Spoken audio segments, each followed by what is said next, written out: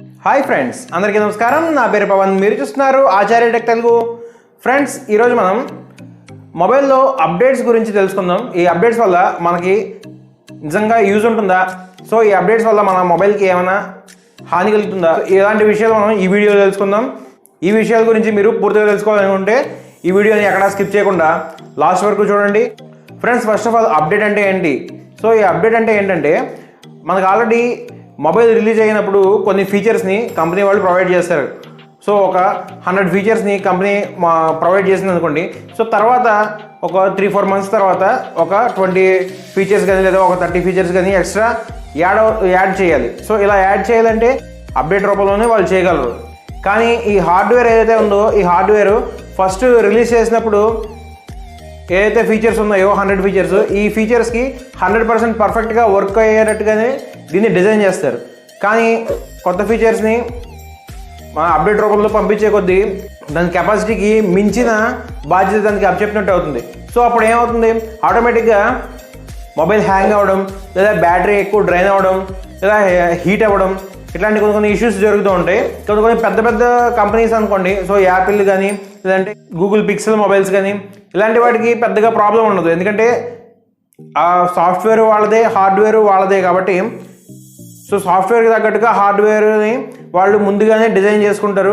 కానీ మన ఏదైతే ఎంఐ మొబైల్స్ కానీ, పోకో, రియల్మీ, ఇవన్నీ వీళ్ళ హార్డ్వేర్ ఏమో వీళ్ళ కంపెనీ ఉంటుంది, సాఫ్ట్వేర్ ఏమో గూగుల్ కంపెనీ నుంచి తీసుకుంటారు, ఆండ్రాయిడ్. సో అప్పుడు ఏమవుతుందంటే, ఈ సాఫ్ట్వేర్కి హార్డ్వేర్కి మధ్యలో ఆప్టిమైజేషన్ కరెక్ట్గా ఉండదు. కరెక్ట్గా ఉండకపోయేసరికి ఈ ప్రాబ్లమ్స్ అన్నీ బయటకు వస్తూ ఉంటాయి. సో కొన్ని కంపెనీస్ చూసుకున్నట్టయితే 2 years వరకు అప్డేట్స్ ఇస్తాయని చెప్తూ ఉంటారు కదా. 2 years వరకే ఎందుకు అప్డేట్స్ ఇస్తారు? సో 2 years తర్వాత ఈ హార్డ్వేర్ అనేది 2 years తర్వాత వచ్చే ఫీచర్స్కి సపోర్ట్ చేయదు అనమాట. అందుకోసం 2 years వరకే అప్డేట్స్ ఇస్తామని చెప్తూ ఉంటారు.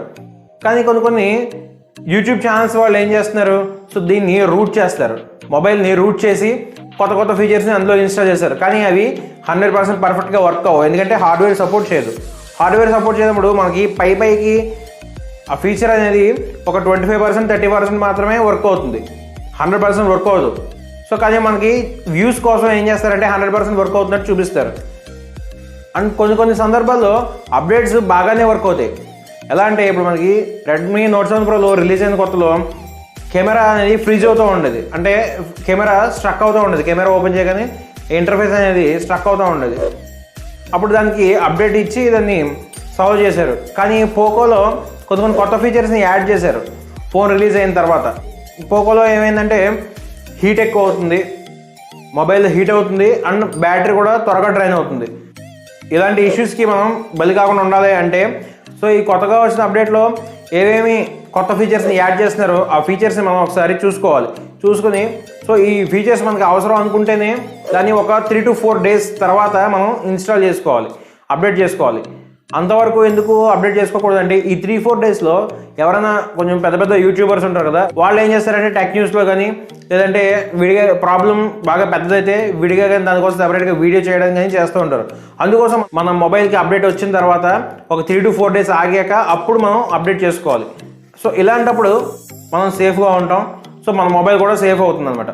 సో అప్డేట్ ఎందుకు చేయాలి అంటే, కొత్త ఫీచర్స్ని వాళ్ళు యాడ్ చేస్తారు కాబట్టి, సో ఆ ఫీచర్స్ని మనం యూజ్ చేసుకోవాలి అని అనుకుంటే మనం అప్డేట్ చేసుకోవాలి.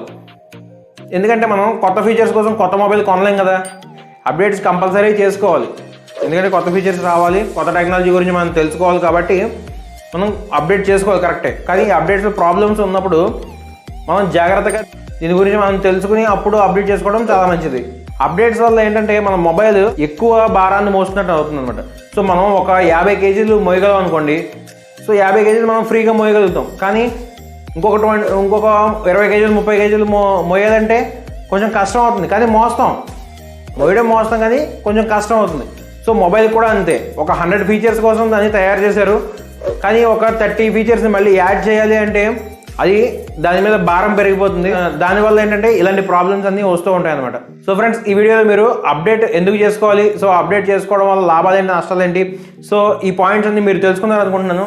సో ఈ వీడియో నచ్చితే ఈ వీడియోని లైక్ చేయండి, అండ్ మీ ఫ్రెండ్స్ అండ్ ఫ్యామిలీతో షేర్ చేయండి, అండ్ మన ఆచార్య టెక్ తెలుగు యూట్యూబ్ ఛానల్ని సబ్స్క్రైబ్ చేసుకోండి. మరింత ఇంట్రెస్టింగ్ కంటెంట్తో నెక్స్ట్ వీడియోలో మళ్ళీ కలుద్దాం. అంతవరకు బాయ్.